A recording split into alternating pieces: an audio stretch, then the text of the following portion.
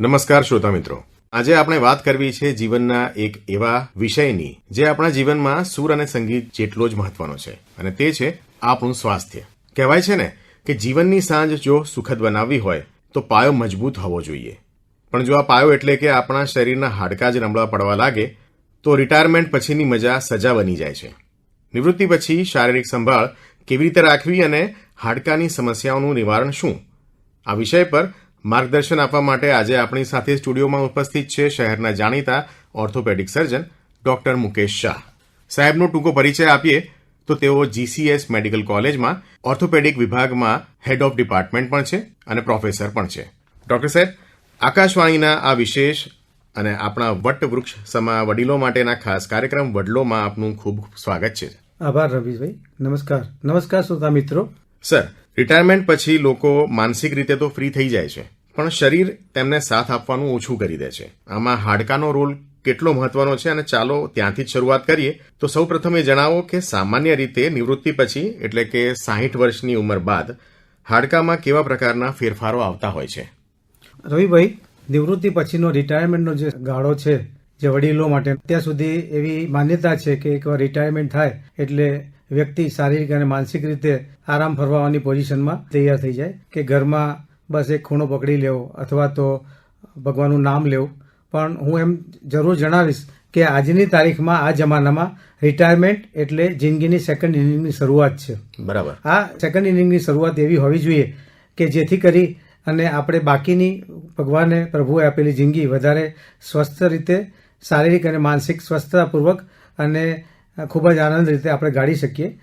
એ માટે સૌથી પહેલાં આપણી શારીરિક સ્વસ્થતા બહુ જ જરૂરી છે. માનસિક સ્વસ્થતાની સાથે જો આપણે શારીરિક રીતે સારી રીતે સ્વસ્થ રહીશું તો આપણે પ્રવૃત્તિમાં રહી શકીશું, અને પ્રવૃત્તિમાં રહીશું તો આપણે માનસિક રીતે અસ્વસ્થ થતા અટકીશું. એટલે હાડકામાં કેવા પ્રકારના ફેરફારો? જનરલી એવું કહેવાય કે રિટાયરમેન્ટ પછીની એજ એટલે જ્યારે આપણે સામાન્ય ભાષામાં કહીએ કે લગભગ 60 વર્ષ પછીની ઉંમર, ત્યાર પછી કુદરતી રીતે જ સાંધામાં ઘસારા શરૂ થાય. ખાસ કરીને સૌથી પહેલા ઢીચણના સાંધા છે, થાપાના, કમરના વગેરે સાંધામાં કુદરતી રીતે જ એજિંગ, જેને અમારી ભાષામાં એને અમે ડિજનરેશન કહીએ, એને કારણે ઘસારો થાય. આથી સાંધા અથવા કમરના દુખાવાની ફરિયાદ શરૂ થાય. સાથે સાથે સ્નાયુઓ નબળા પડે અને કમરના ઘસારાને કારણે હાથ પગમાં દુખાવો, પગમાં ખાલી ચડવી, થોડું ચાલ્યા પછી બેસી જવું વગેરે વગેરે સમસ્યાઓ શરૂ થાય છે. અને આ બધી સમસ્યાનું મૂળ ઉંમર અને સાથે સાથે હાડકામાં કેલ્શિયમનું ઓછું થવું, જેને આપણે ઓસ્ટિયોપોરોસિસ કહીએ છીએ. બરાબર. શું વધતી ઉંમરે સાંધાના દુખાવા થવા એ સ્વાભાવિક પ્રક્રિયા કહેવાય કે પછી કોઈ બીમારીનો સંકેત કહેવાય? આજના જમાનામાં હું એમ કહીશ કે કદાચ એક શારીરિક અસ્વસ્થતાનો સંકેત છે.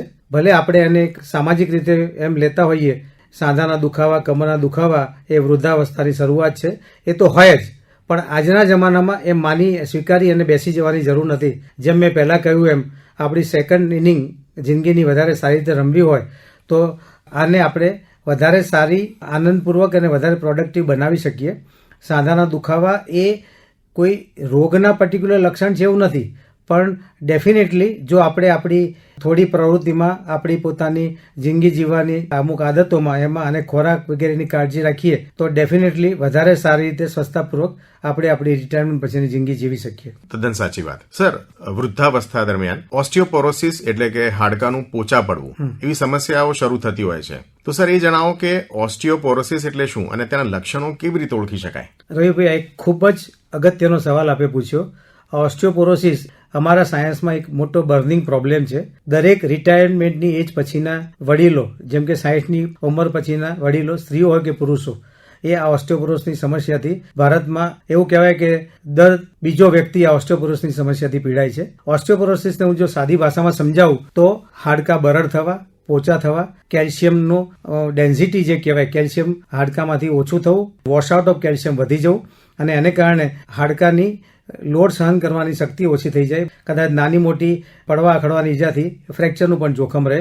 અને ખાસ કરીને મહિલાઓમાં માસિક ધર્મ પછી એટલે મેનોપોઝ પછી આ સમસ્યા વધારે ફ્રિકવન્ટલી જોવા મળે છે. અને એ લોકોમાં આ સમસ્યા વધારે આવવાનું કારણ હોર્મોનલ ઇમ્બેલેન્સ છે. એ લોકોમાં જે અંતઃસ્રાવમાં જે ફેરફાર થાય માસિક ધર્મ બંધ થયા પછી, એને કારણે હાડકામાંથી ઘટવાનું અથવા વોશઆઉટ થવાનો રેટ એ નવા કેલ્શિયમ બનવા કરતાં ખાસો વધી જાય છે. અને આને કારણે જલ્દી ઓસ્ટિયોપોરોસિસના શિકાર બને છે. ગમે તે ક્લાસનો વ્યક્તિ હોય, મહિલા હોય, જરૂરી નથી કે કોઈ ગરીબ કે આદિવાસી કે આર્થિક રીતે સંપન્ન ન હોય એવી મહિલાઓમાં જોવા મળે છે.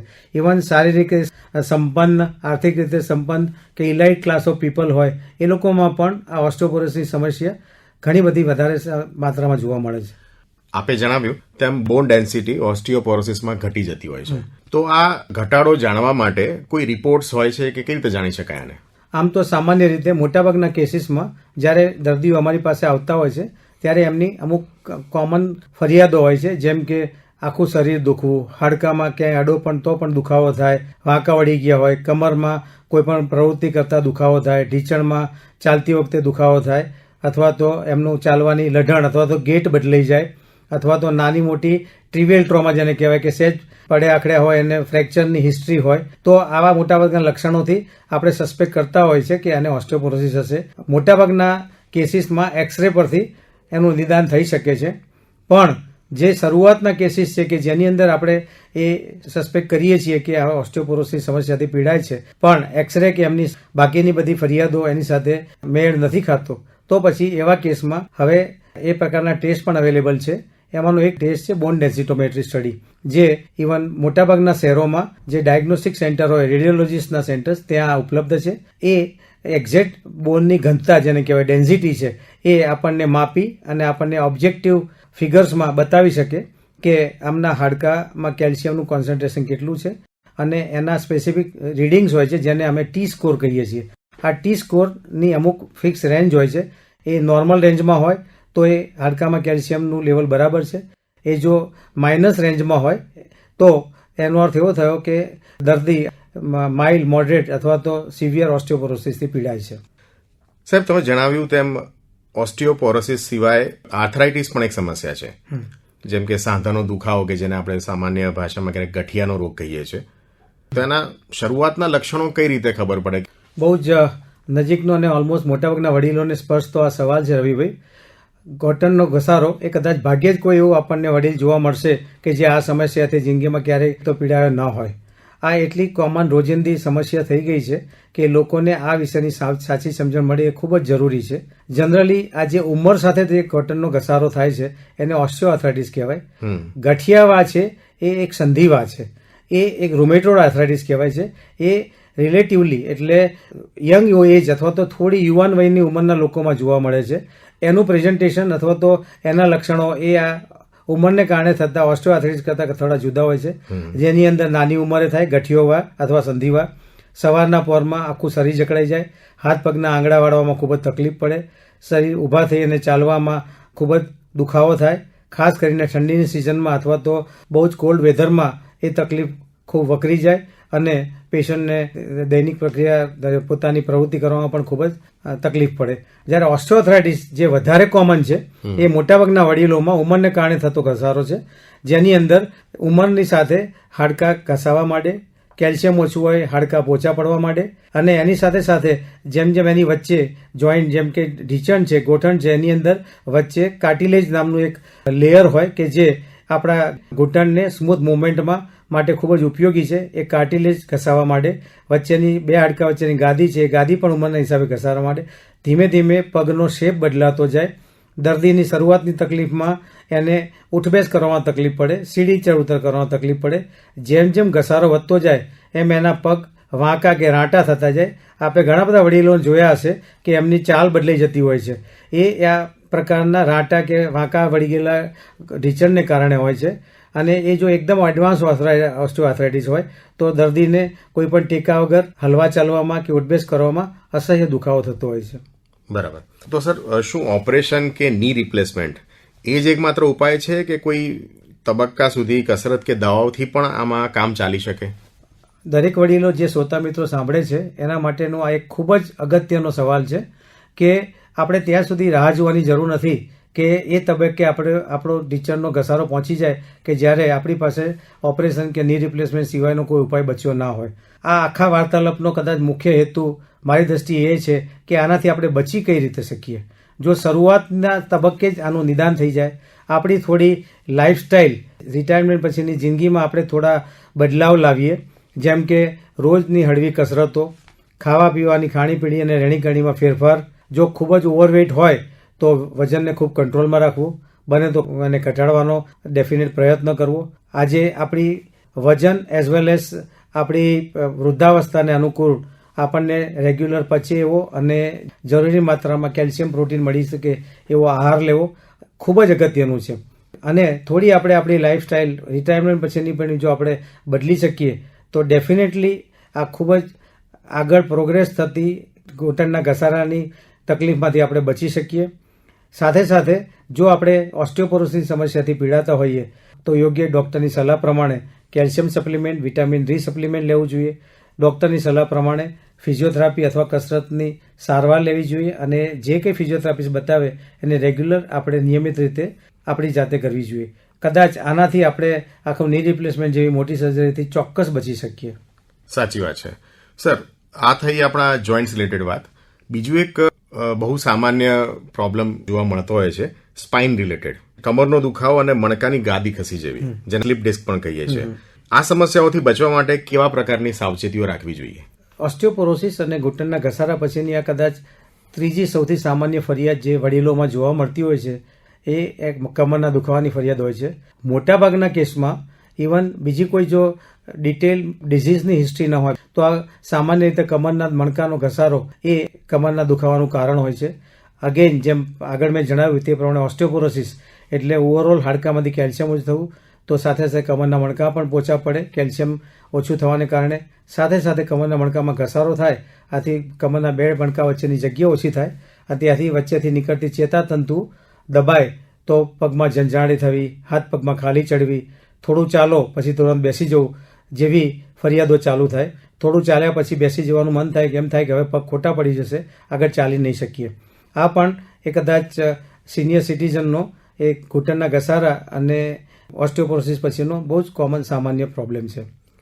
સર, આ ઉપરાંત ઘણા નવજવાનોમાં આપણે જોઈએ છીએ કે લોકોને ખભાનો ભાગ દુખવાનો શરૂ થાય. તમે જેમ જણજણાટી કીધી પગમાં, એવું હાથમાં પણ થાય. આ સમસ્યાને શું કહેવાય?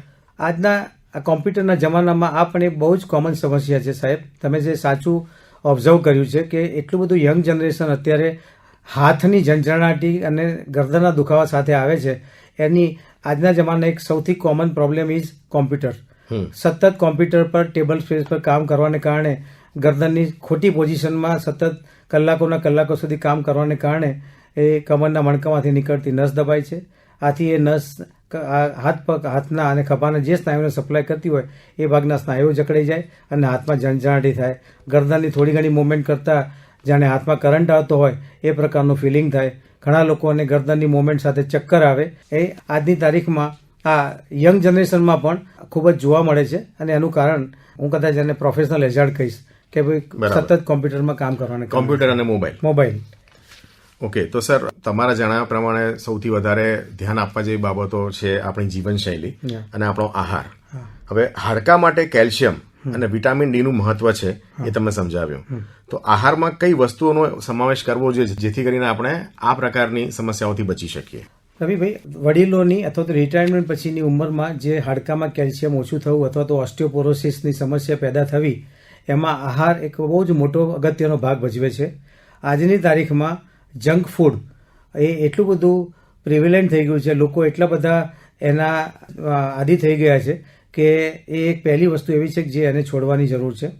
ખાસ કરીને રિટાયરમેન્ટની અથવા તો સિનિયર સિટીઝનની એજ આવે 60+, 65+, ત્યારે આપણે એકદમ સંતુલિત આહાર લેવો જોઈએ, જેની અંદર હવે ઓસ્ટિયોપોરોસિસ માટે કેલ્શિયમ અને વિટામિન D3 100% જરૂરી છે, પણ સાથે સાથે પ્રોટીન પણ એટલો જ મહત્વનો ભાગ ભજવે છે. એટલા માટે આપણે એને બેલેન્સ ડાયટ લેવાની સલાહ આપીએ છીએ. ફક્ત કેલ્શિયમ અને વિટામિન 3 એકલું પણ કામ નહીં કરે. એ તો સફિશિયન્ટ, આ તો યોગ્ય માત્રામાં જે ખોરાકમાંથી મળે એ લેવાનું જરૂરી છે. જેમ કે દૂધ અને દૂધની બધી જ આઇટમમાં મિલ્ક એન્ડ મિલ્ક પ્રોડક્ટ્સ, કેળા છે, ડ્રાયફ્રૂટ છે, સરગવો છે, એ બધી ઘણી બધી વેજીટેરિયન આઇટમ છે અને અમુક નોન વેજીટેરિયન આઇટમ છે જેની અંદરથી આપણને યોગ્ય માત્રામાં કેલ્શિયમ મળી રહે છે. બીજું, જે ભગવાને આપણને સાવ મફતમાં આપ્યું છે વહેલી સવારનો કુમળો તડકો, કે જેની અંદર આપ એટલીસ્ટ અડધો કલાક પણ વહેલી સવારના તડકામાં બહાર બેસો તો વિટામિન D3 મળે. સાથે સાથે એક સપ્લિમેન્ટ તરીકે D3 અલગ પ્રકારના ડોઝીસમાં આપણને આઈધર લિક્વિડ છે, ટેબ્લેટ છે, સેચેટ છે, ઘણી બધી અલગ અલગ ફોર્મ્યુલેશનની અંદર વિટામિન D3ની દવાઓ મળે છે, જે આપણે ડૉક્ટરની સલાહ પ્રમાણે રોજિંદી અથવા તો વીકલી અથવા મંથલી લઈએ તો D3 એ આપણું યોગ્ય માત્રામાં બોડીમાં જોડાઈ રહે.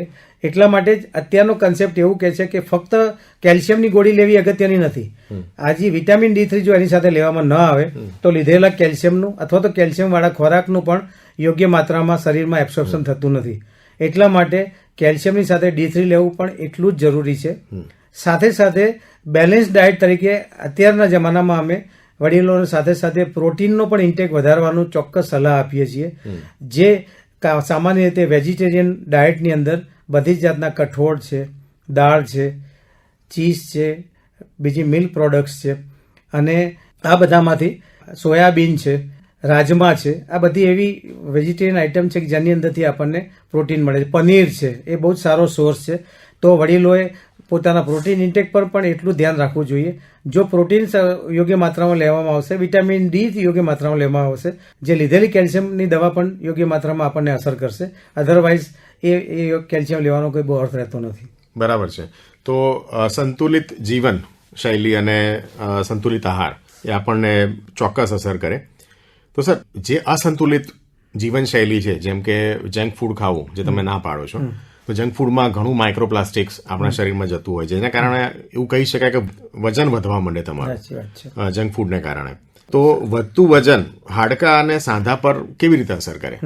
આ પણ એક આજના જમાનાની બહુ જ મોટી સમસ્યા છે, એ મેદસ્વીતા અથવા ઓબેસિટી. કદાચ આપના પ્રધાનમંત્રી નરેન્દ્ર મોદી સાહેબે આના માટે તો નો ઓબેસિટી એના માટેનું એક કેમ્પેન બી શરૂ કર્યું છે, કે જેથી કરી અને લોકોમાં થોડી એના વિશેની સભાનતા કેળવાય કે વજન ઘટાડવું અથવા તો મેદસ્વીતાને કંટ્રોલમાં રાખવી કેટલી જરૂરી છે. મેદસ્વીતા એ એની સાથે ઘણા બધા રોગોનું ઘર કરી આપે છે, જેમ કે diabetes, blood pressure, high cholesterol, heart attack, stroke, અને શરીરના કમર અને સાંધાના દુખાવા, ઓવરલોડ, ઓસ્ટિયોપોરોસિસ, આ બધાનું મૂળ મેદસ્વીતામાં સમાયેલું છે. જો આ વધતા વજનને આપણે કંટ્રોલમાં રાખી શકીએ તો એનાથી ખૂબ જ મદદ થઈ શકે એમ છે. તો જે વડીલો ઓલરેડી ઓવરવેઇટ છે એમણે કદાચ બહુ જ ચેતી જવાની જરૂર છે.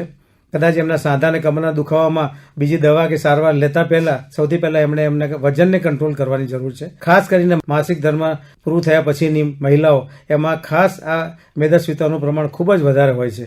એ લોકોએ પણ એક સભાનતા કેળવી યોગ્ય રોજિંદી ચાલવાની કસરતો, ડૉક્ટરના સલાહ પ્રમાણેનો યોગ્ય સંતુલિત આહાર, ફાસ્ટ ફૂડ ખાવાનું બંધ કરવું, અને ડૉક્ટરના માર્ગદર્શન પ્રમાણે એની જો ટ્રીટમેન્ટની જરૂર હોય તો એ ટ્રીટમેન્ટ લેવી એ ખૂબ જ જરૂરી છે. અધરવાઇઝ એવું કહેવાય કે obesity is a silent killer. Right.